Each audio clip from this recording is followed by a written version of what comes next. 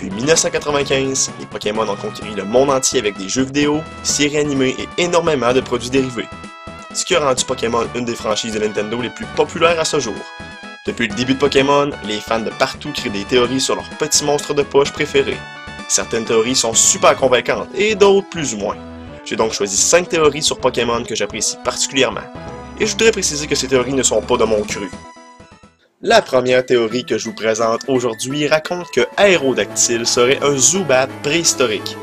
Dans cette théorie, le Pokémon préhistorique Aérodactyle serait éteint car il aurait en fait évolué sur des millions d'années en Zubat. Cette théorie s'appuie surtout sur le design très similaire des deux Pokémon. Leur ailes partagent beaucoup de traits dont leur forme et leur couleur. Aussi, certains théoristes disent que Crobat a seulement des crocs sur la mâchoire du bas, comme Aérodactyle. Pour terminer, à sa naissance, Aérodactyle connaît les attaques Supersonic, Bite et Wing Attack, des mouvements que Zubat apprend dès les premiers niveaux. Coïncidence? Je pense pas. Parlant de ressemblance entre deux Pokémon, la seconde théorie s'appuie beaucoup sur ce principe. Le Pokémon Gengar serait en fait l'ombre d'un Clefable décédé. Cela se prouve par leur immense ressemblance, ils ont tous les deux les mêmes mains, pieds, oreilles, etc. Les ailes de Clefable seraient en fait les pointes dans le dos de Gengar. Côté physiologique, leur taille et poids est pratiquement le même, soit 1.3 m et 40 kg pour Clefable, et 1.5 m et 40.5 kg pour Gengar. Aussi, dans le Pokédex, Gengar est nommé comme un Pokémon ombre, donc il pourrait très bien être l'ombre de Clefable. La seule faille à cette théorie est que leur précédente évolution ne partage vraiment pas les mêmes traits, mais j'ai trouvé quand même cette théorie très intéressante. La troisième théorie s'appuie aussi sur des données pratiquement pareilles.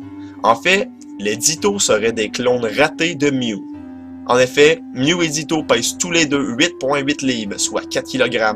Ils partagent tous les deux la même couleur, même sous forme shiny. Ils apprennent tous les deux l'attaque Transform qui permet au Pokémon de prendre l'apparence de son ennemi.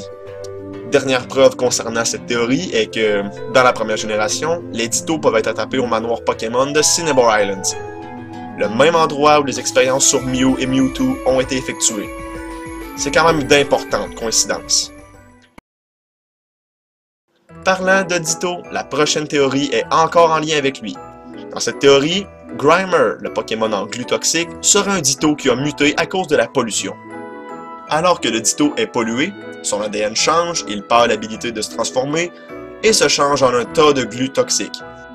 La théorie continue en disant que Trubbish et Koffing seraient des évolutions descendantes de Grimer et représenteraient les 3 phases de la matière. Grimer, étant l'état liquide, se transforme naturellement en Muk s'il reste humide. Koffing, lui, serait l'état gazeux d'un Grimer, qui aurait séché au soleil. Des gaz toxiques se forment à l'intérieur et autour de lui, le faisant gonfler et flotter par la suite. Pour la forme solide, il est représenté par Trubbish. En quête de rester humide, Grimer se réfugie dans les poubelles. Au fil du temps, la poubelle fusionne complètement avec lui pour devenir Trubbish.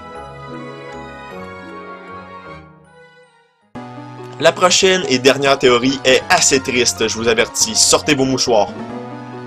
Cette théorie raconte que Cubone serait en fait un bébé Kangaskhan qui a perdu sa maman. Par amour, il traîne toujours le crâne de sa mère sur sa tête et traîne toujours avec lui un de ses os. Assez triste, hein? Le fait que le bébé ne se transforme pas en Kangaskhan, mais bien en Marowak, serait dû à une malnutrition du bébé. Dans son évolution, le bébé fusionne avec le crâne de sa mère et devient Marowak. Une preuve de cette théorie est que dans les jeux originaux, soit Pokémon rouge, bleu et vert, il existe des lignes de code qui indiquent qu'un Kangaskhan était supposé être l'évolution d'un certain Pokémon. Ces lignes ne seront jamais utilisées. D'autres preuves résident dans le design de Cubone et des bébés Kangaskhan. Voyez par vous-même, la ressemblance est flagrante. Pour finir, dans plusieurs jeux, Cubone, Marowak et Kangaskhan partagent plusieurs routes et cavernes. Dans la 6e génération avec X et Y, Cubone et Kangaskhan peuvent être tous les deux trouvés dans la grotte étincelante ou Glittering Cave en anglais. Dans la 2e génération, Cubone, Marowak et Kangaskhan apparaissent seulement dans la grotte sombre ou Rock Tunnel. Et dans la 5e génération, Marowak et Kangaskhan partagent tous les deux la route 15. Le fait que le bébé ne se transforme pas en Kangaskhan, mais bien en Marowak, serait dû à une malnutrition du bébé qui ne peut pas prendre la... Asti.